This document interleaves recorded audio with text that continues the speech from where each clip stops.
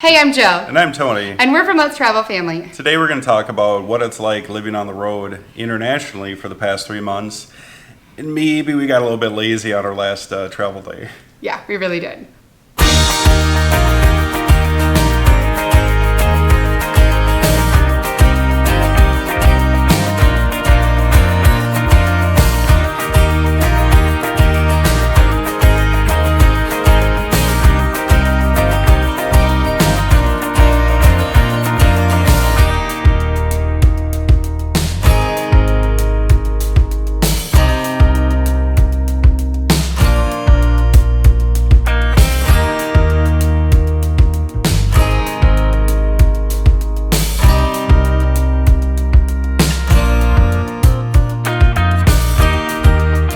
So if you're just joining us, we are a full-time traveling family. We had started out RV living and traveling around the US for 2 years, put the RV in storage, and then 3 months ago, we hit the skies. We started traveling internationally with our kids, and we are over in Southeast Asia. And we just hit 3 months, and we realized that we're getting a little bit lazy in our travel planning. In our defense, we were traveling inter-country. We were going from Penang, Malaysia down to Kuala Lumpur, which is about a 40-minute flight. You know, there's no customs, security's light, so... It's another travel day, but this time, Gwenny is not sick. You're not gonna be sick in the van, you're not gonna be sick in the airport, and we get to just take a 1-hour flight to Kuala Lumpur. And she has less teeth. And what? And she has less teeth. Less teeth? Yes, you lost your tooth last night. Mwah. All right. Look at you, ready to go. Yeah. Another travel day. But I'm trying to get my suitcase, but all the bags are in the way. Ah, okay. Ready?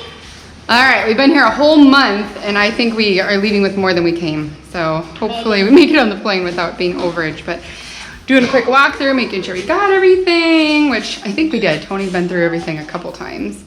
And then we're on our way. I think we're gonna need 2 grab cars to be able to get all 6 of us plus all of our bags. Hopefully it's not a big issue and we make it to Kuala Lumpur easily today. We'll see.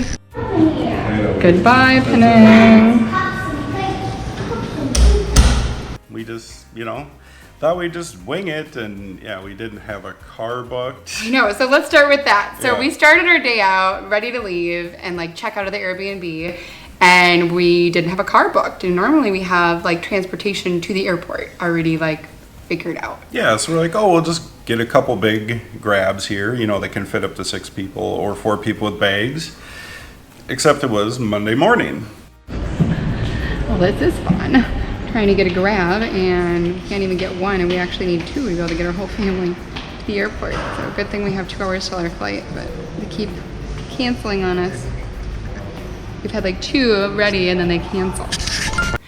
And getting a grab on a Monday morning, which is like Uber, is sometimes difficult. We did not anticipate that. And so we gave ourselves enough time to get to the airport, but then we're also sitting around waiting for cars to drive us. Right, so 30 minutes later, Jill got in the first car with a couple of the girls and some bags. Some bags, yeah. Yep, and then mine finally came about 10 minutes after that, so she arrived to the airport about 10 minutes before us, but Yeah. we were there with about, an hour? An hour to spare, An you're hour. supposed to if it's a domestic flight. Yep, domestic flights. Except we go to the front and we're flying with AirAsia, and we realize that they're actually weighing our bags. So now, mind you, we've been traveling carry-on only. Well, it's exactly what I thought it was going to be, and we have way too much stuff, so we are no longer carry-on only. We need to check our bags here with AirAsia. Luckily, it's only $4 to check a bag, but we have to go over here and get that done before we make our flight. And we don't want to check anything like Tony's medicine or laptops. We might have to kind of shift stuff around really fast. Didn't have any issues, even going from Indonesia to Malaysia with AirAsia. And even They never weighed or No, they never even looked checked at the the bags. size of our bags. Nothing. So we figured, we're going to be good to go. But we got to Penang International Airport, and they actually had a scale and a little crate, and they were using it. So all the gates always have, the little Yeah, they were size using checkers, it. but this time they were actually using it. And you get 7 kilos per person of carry-on. And then between your personal item and your carry-on. Yes, between your personal and your carry-on, and we walk up and weighed a couple bags and realized they're... Oh no, we were overweight. Yes, quite a bit. So I was like... Okay. We don't want to miss our flight, and at this point, we're like, oh my gosh, we have to go check bags. Yeah, so we quick throw all the luggage back on the luggage cart, go start to find the line, realize that we didn't prepay bags because we never had issues with bags on AirAsia. So note to self, don't ever bank on AirAsia giving you free bags, which most people say anyways. Yeah, we knew that. We knew it was a possibility, but so I had to like move things around in bags because we can't check any of our bags that have electronics in them. We need to have those with us. Right, laptops got to come with. Your medicine had to all come with, and all your medical supplies. So it was like, we ended up checking one of the backpacks of all the kids' school supplies and just randomness. But we got it happening. Yep, we got everything checked, rushed over to the gate, made it through, like security super was easy, thank goodness. Pretty much non-existent. Because we got to the gate and we were there only 10 minutes before the flight was supposed to take off. Scratch that, we checked 5 bags. We checked the girl's backpack that's full of notebooks and books and like all the homeschooling materials too. So 5 bags checked. We should be fine on weight and getting on the flight, but it's just getting through security. As Tony's still over there paying. Made it through security. Oh yeah, this is where we couldn't get cash out of the cash machine. We're remembering coming in here. This is new, yeah. Memories, we were here a month ago. That one wouldn't give us money. And we are here. Yay! The kids did awesome, so we're going to treat them to a little Dunkin' Donuts real quick because we have a few minutes to spare.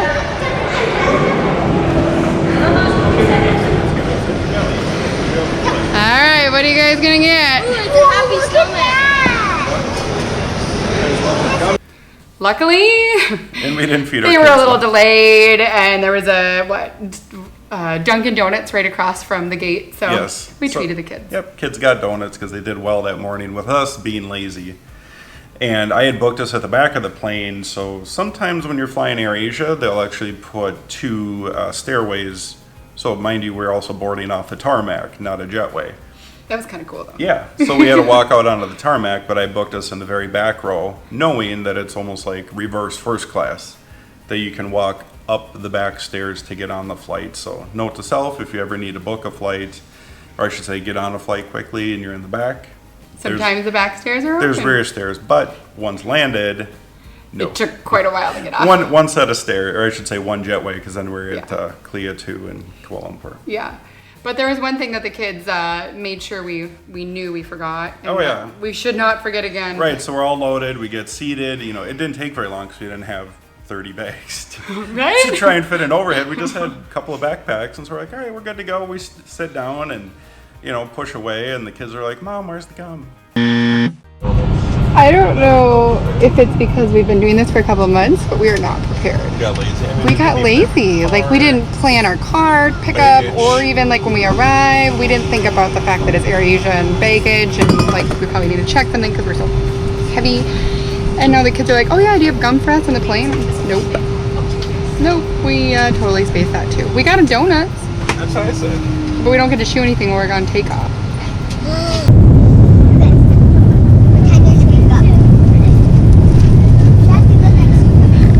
This is what we do when we don't have gum.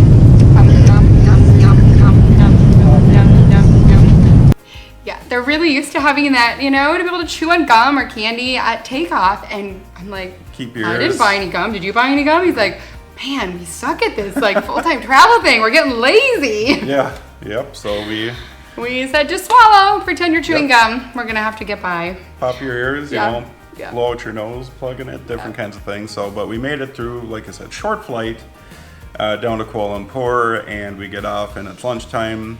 We're hungry. I'm like, you know what? Let's just eat here. And Kuala 2 has an amazing selection of food. Remember this airport? You gotta ditch the trolley, and then you gotta go up, and then you do it again. Meet us up there.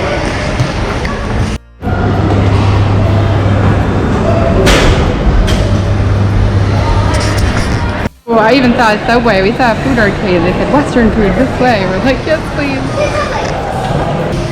Are you gonna be pushed around like that, Lo? Then I'm gonna push the pot. Oh, and then you'll push that one? Yeah, we were happy Beyond with the food just, there, for you know, sure. beyond just basic Subway. And But that's where we got lazy again. again, yep, so we get to Kalia 2, we eat, and it's like, oh, we need to get transport. Because it's over an hour up to Kuala Lumpur proper, especially to the city center where we were staying. So I started looking on Grabs and that kind of stuff, and we were walking, pushing the luggage cart, and this nice man comes up and, you know, asks about taxi, and I showed him, I'm like, 6 people, all the bags. He said, oh, yeah. And I had looked at prices before, so transport from Kalia to city center should be about 150 something. I don't Anyway. remember. You could just say you looked ahead. Yeah, so he came up with a price. We bargained a little. I made sure to, you know, that we can all 6 fit people and bags and have seat belts. And he said, oh, yeah. So we walked out to the non-taxi area, just to the parking garage. All right, let's do it. We found a ride. So he says he can take all of our things, all of our kids, everybody, to our place for a good price. I think 150 ringgits, which is less than what we thought it was. So. All right, going to get the car. We found a taxi driver, and hopefully we all fit. I think he picks out the Picked out the large group. large family. Large family. Slightly obvious, 2 cards, carries and chaos everywhere. Well, there's a lot of larger cars out here. So. Yeah, it was one, he said one set, it was originally 150, but that was for 50 kilometers. We're going 61. Yeah. So it's a lot farther to the airport than I thought from the city center. That's why I was motivated to get food in this before we did Oh it. yeah. I was like, I know No, it's a I drive. love This is further south for sure. 100% agree Yeah. that we needed food. So. And he pulls up in his vehicle, and it's a small. It was so small. Yeah, we it were was like, like there's a- no way. It was like a Perdua Alza, you know, kind of what we've been using for Grab, but minus bags. Not for all of our luggage too. No, and luckily, so I was trying to tell him like that's not going to work. So we're trying to pack up the luggage cart, and another taxi guy had just pulled in.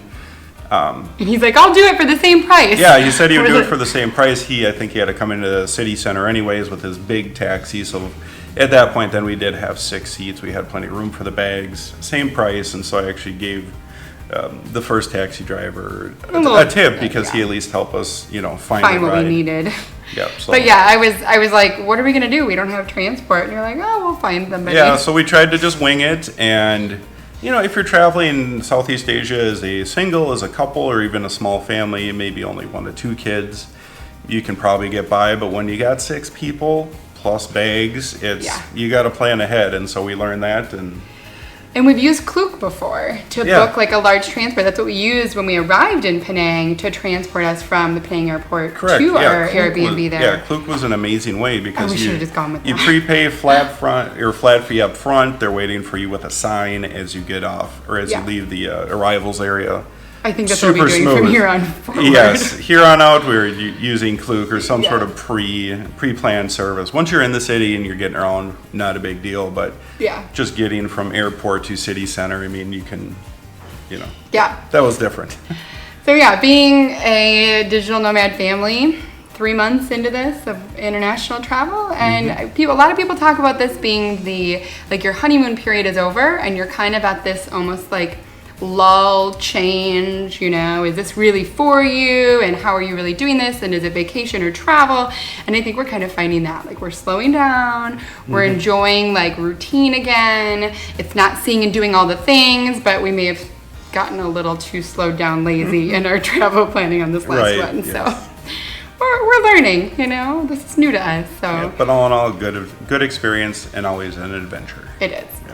All right, if you have any questions, you guys, leave them in the comments below. Make sure and subscribe if you haven't subscribed to our videos. We put these out every week, and we love connecting with you.